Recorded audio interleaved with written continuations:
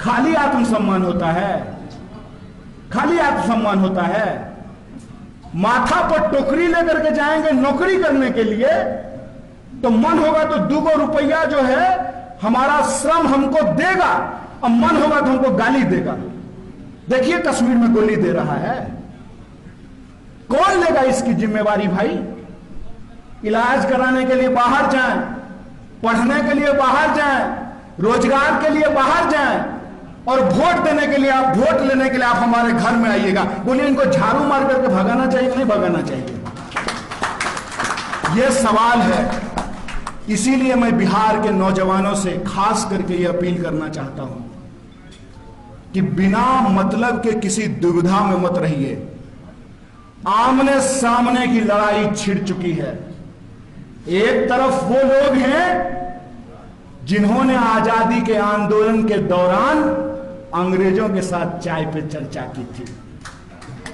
एक तरफ हम हैं कि हमारे पुरखों ने इस देश की आजादी के लिए अपनी जान गंवाई है।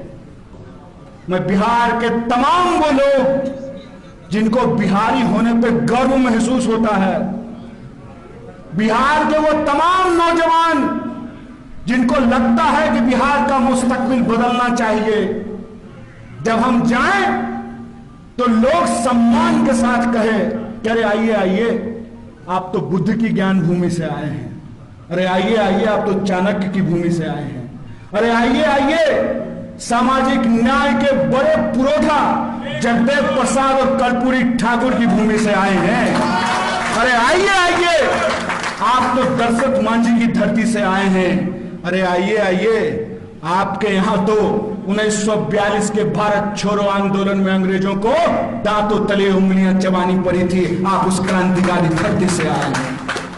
हम नहीं चाहते हैं कि हमारे श्रम के बदले हमको गाली और गोली मिले, कि बिहार की धरती ज्ञान की धरती है। भगवान महात्मा बुद्ध को यहीं पे ज्ञान मिला है। बिहार की धरती तपस्या की भूमि है, तप की भूमि है। चाणक्य भी यहां पैदा हुए, और आप पावापुरी जाकर के देख लीजिए, जैन मुनियों की तपस्या की ये भूमि मानी जाती है। और बिहार की धरती परिश्रम की भूमि है, ज्ञान, तपस्या और परिश्रम की भूमि है बिहार। और जब मैं परिश्रम की बात करता हूं तो आप दशरथ मांझी का नाम याद रखिएगा। एक हथौड़ी और छेनी लेकर के उस इंसान ने पहाड़ काट करके रास्ता बना दिया। यह बिहारी होने का मतलब होता है। बिहार वो भूमि है। मैं अपने गुजरात के दोस्तों को कहना चाहता हूं कि आपके यहां पोरबंदर में मोहनदास करमचंद गांधी पैदा हुए थे, लेकिन वो गांधी जब बिहार की इस ज्ञान, तपस्या और परिश्रम की भूमि पे आए तो हमने उनको महात्मा बना दिया। ये बिहार की भूमि है, ये बिहार की भूमि है कि आप कोई दौर उठा करके देख लीजिए, इतिहास का कोई दौर उठा करके देख लीजिए, बिहार के बिना इस देश का इतिहास पूरा नहीं होता है। खुशी की बात है, थोड़ी अफसोस की भी एक बात है। कल श्री बाबू की जयंती थी। श्री बाबू ने जो है एक रिकॉर्ड बनाया था, सबसे ज्यादा दिनों तक मुख्यमंत्री होने का। श्री बाबू जो काम करके चले गए, उनका रिकॉर्ड अभी तक बीट नहीं हो पाया है। और हमारे कुछ दोस्त पूछते हैं कि बिहार को कांग्रेस पार्टी ने क्या दिया। बिहार को बिहार कांग्रेस पार्टी ने बनाया, इस बात को हमको गर्व से स्वीकार करना है। और आज हमारी सबसे बड़ी चुनौती क्या है? विश्वास कीजिए हम पर, भारत का कोई ऐसा हिस्सा नहीं है जहां हम गए नहीं हैं। एक साथ दोनों बात लोग बोलते हैं, कहते हैं कि बिहार के लोग बड़े परिश्रमी होते हैं। हम तो हाँ भाई, तुम्हारा गंदगी उठाते हैं, तुम्हारा ठेला चलाते हैं, तुम्हारी फैक्ट्रियों में काम करते हैं, तुम्हारा घर साफ करते हैं, तुम्हारी सड़कें बनाते हैं, तुम्हारी बिल्डिंगें बनाते हैं। गाली तो देते ही हो, जब मौका मिलता है गोली भी मार देते हो। मैं बिहार की इस जनता से यही कहना चाहता हूं कि बिहार के उस इतिहास का पुनर्जागरण हमको करना पड़ेगा। और बिहारी होने का मतलब गाली नहीं, गौरव है। यह हमको पुनर्स्थापित करना होगा। यही हमारी आज की लड़ाई है। कई साथियों ने कहा कि कैसे करेंगे, कैसे होगा ये। तो मैं एक बात उनको कहना चाहता हूं कि जो पार्टी इस देश को आजादी दिलाई है, वो पार्टी ही इस देश की आजादी को बचा भी सकती है। इस बात को अपने दिमाग में डालना चाहिए। इस बात को हम तमाम लोगों को समझ लेना होगा। जात और धर्म के नाम पे समाज का बंटवारा दरअसल इस देश की जो आम आवाम है, उनके हक हुकूक को छीनने और मारने की साजिश है। यह बात हमको समझना पड़ेगा। सामाजिक न्याय के साथ साथ हमको सामाजिक एकता की जरूरत है। यह बात हमको अपने दिमाग में डालना पड़ेगा। और बिहार में रहने वाले 12 करोड़ से ज्यादा लोग, चाहे वो तिलक लगाते हो या टोपी पहनते हो, चाहे वो मंदिर जाते हो या मस्जिद जाते हो, चाहे वो खेत में काम करते हो या फैक्ट्रियों में काम करते हो, चाहे वो बिहार में रहते हो या बिहार के बाहर रहते हो, वो तमाम जो बिहार के लोग हैं, उनके रोजी रोटी, कपड़ा, मकान, शिक्षा, स्वास्थ्य, सड़क, बिजली, पानी और आत्मसम्मान की लड़ाई कांग्रेस पार्टी लड़ेगी। इसी संकल्प के साथ हम इस मंच पे आप तमाम लोगों के साथ इस परिवार में सम्मिलित हुए हैं। एक साथी ने हमको कहा कैसे कीजिएगा, तो हमने कहा अपने दोनों दोस्तों की तरफ इशारा करके कि देखिए हार्दिक की तरफ, देखिए जिग्नेश की तरफ और देखिए हमारी तरफ। कोई पृष्ठभूमि है, कोई पृष्ठभूमि है, कोई परिवार में ऐसा है जिसका नाम लेकर के हम लोग राजनीति कर सकें?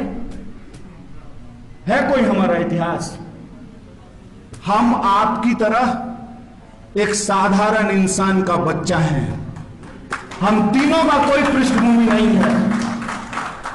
प्रश्न ये उठता है कि हम कांग्रेस पार्टी में क्यों आए हैं। हम कांग्रेस पार्टी में इसलिए आए हैं कि गर्व के साथ हम आपको इस मंच से खड़ा होकर के बोलते हैं, जिसके जिसके पास बाबूजी का थाती है ना, सब अपने अपने छाती में उसको लपेट लिया है। कोई बांटने के लिए तैयार नहीं है। एकमात्र नेता श्री राहुल गांधी, और ये मेरा व्यक्तिगत अनुभव नहीं है, हमारे जैसे पृष्ठभूमि वाले 2 और आंदोलन से निकले हुए नेता यहां बैठे हुए, उनसे पूछ लीजिएगा। एकमात्र नेता राहुल गांधी जो हाथ बांह फैला करके हम जैसे पृष्ठभूमि वाले लोगों को गले लगाते हैं। इसलिए हम इस पार्टी में आए हैं। हम इसलिए इस पार्टी में आए हैं कि इस पार्टी में वो सहिष्णुता है। इस पार्टी में वो सहिष्णुता है कि आप जय भीम भी बोल सकते हैं और जय सरदार भी बोल सकते हैं। 2 नेता बैठे हुए हैं, जय सरदार भी बोल सकते हैं, जय भीम भी बोल सकते हैं, जय हिंद भी बोल सकते हैं। ये इस पार्टी की खासियत है। सचमुच अगर आप भारत को समझते हैं तो भारत एक ऐसी भूमि है, इसकी संस्कृति ऐसी है कि हम सबको लेकर के चलते हैं। इसीलिए तो कहते हैं कि ये विविधता में एकता वाला देश है। और उस विविधता को अपने आप में अगर कोई समेट करके चल सकता है, वो बगीचा, वो बगिया कोई है तो वो कांग्रेस पार्टी है, जहां हर रंग के फूल खिल सकते हैं। इस गुलदस्ते में हर रंग का फूल खिल सकता है। इसीलिए हमारी यह समझदारी है कि अगर इस देश में लोकतंत्र के प्रति आपकी चिंता है, अगर आपको सचमुच किसी मरते हुए इंसान को देखकर तड़प होता है, आपको सचमुच लगता है कि हमारा देश झूठों के हाथ में चला गया है, तो सदाकत का मतलब सच्चाई होता है। आइए हमारे साथ हाथ मिलाइए, ये वो वक्त है कि मिलकर के इसके खिलाफ लड़ा जाए। बिल्कुल साफ समझ है, कोई इफ बट नहीं है, कोई तू मैं नहीं है, बिल्कुल सीधी बात है।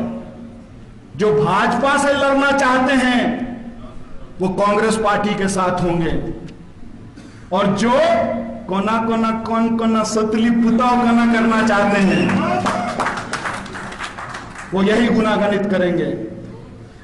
राष्ट्र कवि दिनकर ने एक बात कही है, दो न्याय अगर तो आधा दो, उसमें भी यदि बाधा हो तो दे दो केवल 5 ग्राम, रखो अपनी धरती तमाम। हम पार्टी के तौर पर सिर्फ अपने हक की बात कर रहे हैं। देखिए, पुड़वा पछिया कुछो हो जाए, कुछ हो जाए, इतना तो मानते हैं ना कि कांग्रेस कभी भाजपा के साथ नहीं जाएगी। बोलिए, खुल के बोलिए, कुछ हो जाए। अरे हो सकता है 2-4 गो सिंधिया निकल जाए, क्या दिक्कत है? क्या कांग्रेस पार्टी कभी भाजपा के पास जा सकती है? और एक इतिहास और बता देते हैं, सीना ठोक के बोलते हैं, कल से प्रवक्ता जवाब दें कि कांग्रेस पार्टी को छोड़ करके कौन ऐसी पार्टी है जिसने भाजपा के साथ गला नहीं मिलाया है? बोलिए, बोलिए, इस सवाल का जवाब दीजिए। और आखिरी बात बोल करके मैं आपकी बात खत्म करूंगा। किसी के लिए कुर्सी कुर्सी बड़ा खेला होगा, लेकिन मैं आज भी कहता हूं ये भारत है, बेईमान लोग यहां पे होंगे, लेकिन ये धरती आज भी त्याग, तपस्या और ईमानदारी से चल रही है। इस पे भरोसा रखिए। मैं आपको कहता हूं कि अपने लिए इस बात पे भरोसा रखिए, और इस बात के लिए भरोसा रखिए कि कोई भी चीज ऐसे नहीं मिलती है भाई साहब, ऐसे ही सबका वोट बराबर हो गया है। शकील भाई का वोट एक, चंदन भाई का वोट एक, राकेश भाई का वोट एक, कन्हैया का वोट एक, ऐसा ही वोट हो गया है। प्रतिमा जी का वोट एक, पूनम जी का वोट एक, ऐसा ही बराबर हो गया है। सोच के देखिएगा, समझ करके देखिएगा, ये साधारण चीज नहीं है। और आज वोटों को लोगों ने गुना गणित में फंसा दिया है। वोटों के गुना गणित से ऊपर उठ करके हमको बिहार के मुस्तकबिल के बारे में सोचना पड़ेगा। इसलिए आज हम इस धरती पर आए हैं, इसीलिए आज हम यहां जब सभा कर रहे हैं तो किसी के ऊपर हम अनावश्यक टिप्पणी नहीं करना चाहते हैं। जनता के अदालत में जनता के सवालों को लेकर सिर्फ चुनाव में नहीं, चुनाव से पहले भी और चुनाव के बाद भी उनके दुख दर्द में, उनकी न्याय, एकता और बड़ाव की लड़ाई में जो शामिल होगा वही उसका नेतृत्व करेगा। ये बिहार की जनता को चुनना पड़ेगा। जो लोग चुनाव को समीकरण बना दिए हैं उनसे हम एक सवाल पूछना चाहते हैं। कोरोना का बीमारी जांच पूछ करके हो रहा था? नहीं नहीं नहीं नहीं, ये जो है पंडित जी का लड़का है, इसको को नहीं होते हैं। नहीं नहीं नहीं, ये तो जो है दलित है, इसको हो जाते हैं। जांच पूछ करके कोरोना होता है। डेंगू का मच्छर आपके कान के पास आता है, पहले आपका उपनाम पूछता है, बताओ कौन जात हो, कौन जात, उसके बाद काटता है। कब तक पूर्वक बनाइएगा जी, कब तक पूर्वक बनाइएगा? कांग्रेस पार्टी नहीं है सत्ता में, बिहार की सत्ता में कांग्रेस पार्टी नहीं है। कांग्रेस पार्टी से जिन लोगों ने सत्ता छीनी थी बिहार की जनता जब उनके घर पे जाते हैं लोग वोट मांगने के लिए, तो पूछे ना कि बताओ क्या दिए हो हमको 30 साल में। ये सवाल उनसे पूछना चाहिए, नहीं पूछना चाहिए। आज दिन है अशफाक उल्लाह खान का। अशफाक और बिस्मिल की दोस्ती के बारे में आप सब लोगों ने शायद देखा होगा, आप लोगों ने उसको पढ़ा होगा कि उनकी दोनों की जब बातचीत होती है तो अशफाक कहते हैं राम प्रसाद बिस्मिल से, देखो दोस्त, तुम्हारे धर्म में पुनर्जन्म है, तो तुम तो जाओगे वहां और भगवान से कहोगे कि हमको दोबारा भारतीय बना करके भेज दीजिए, हमको ब्रिटिशर्स के दांत खट्टे करने हैं। हमारे धर्म में पुनर्जन्म नहीं होता है, लेकिन अगर मैं जन्नत जाऊं, अल्लाह से हमारी मुलाकात हो, तो मैं उनको कहूंगा कि एक बार और हमको भारत भेज दीजिए। ये भारत है जहां एक खान एक ब्राह्मण के साथ मिलकर के कहता है, सरफरोशी की तमन्ना अब हमारे दिल में है, देखना है जोर कितना बाजू में खाते हैं। ये जो एकता है, इसीलिए मैं आप तमाम नौजवानों से अपील करता हूं कि इस पार्टी के साथ जुड़िए और हम इतिहास बदल करके दिखाएंगे। वह पथ क्या, पथिक कुशलता क्या, जिस पथ में बिखरे सून न हो, नाविक की धैर्य परीक्षा क्या, जब धाराएं प्रतिकूल न हो। ये मैं आप तमाम लोगों से अपील करने के लिए आया हूं। आज इस देश की आजादी अगर खतरे में है, तो इस देश की सबसे पुरानी पार्टी, जिसने लाखों लोगों की कुर्बानियां देकर इस देश को आजाद कराया था, उसकी आजादी को भी ये पार्टी बचाएगी। इसी संकल्प के साथ कि मिलकर के हम लड़ेंगे, इस संघर्ष को आगे बढ़ाएंगे और इस लड़ाई को हम जरूर जीतेंगे। और आखिरी बात, आखिरी चीज, किसी की लकीर मिटानी नहीं है भाई।